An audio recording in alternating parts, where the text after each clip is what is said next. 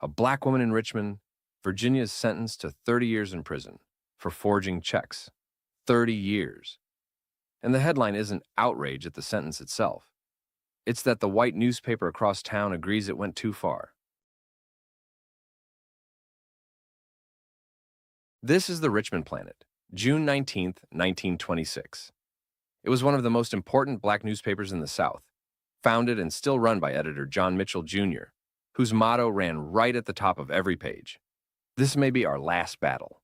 We believe that it is the beginning of our final triumph. That banner wasn't decoration.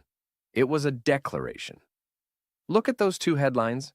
A woman, referred to in the paper's own language of the time as a negro woman, has just been convicted on 3 forgery charges for checks amounting to $153. Call that roughly $2,700 today. The judge sentenced her to 30 years in the state penitentiary. 30 years. Now here's the thing that made this front page news, even in white Richmond. The Planet is reporting that the news leader, a white daily, publicly criticized the sentence. The main headline reads, "News leader flays 30-year sentence, calls for equity and justice." Below it, a subheadline quotes what would become the Planet's whole argument. Severity of punishment does not check crime, but the certainty of it. The paper notes that all classes, white and colored, were astounded.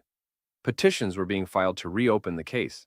A lawyer named H.W. Oppenheimer, visible in the left-hand column, was involved in seeking to have the judge reconsider. That this needed a cross-community coalition just to call a 30-year forgery sentence excessive tells you everything about what justice looked like in Virginia in 1926. And then, right in the center of all of this, and I love this about old front pages, there's a big illustrated cartoon labeled "A Little Token of Love from the Corn Belt." A sack of cheap corn with a grinning figure. It's just sitting there between the outrage and the church notices. To the right, the community columns are packed.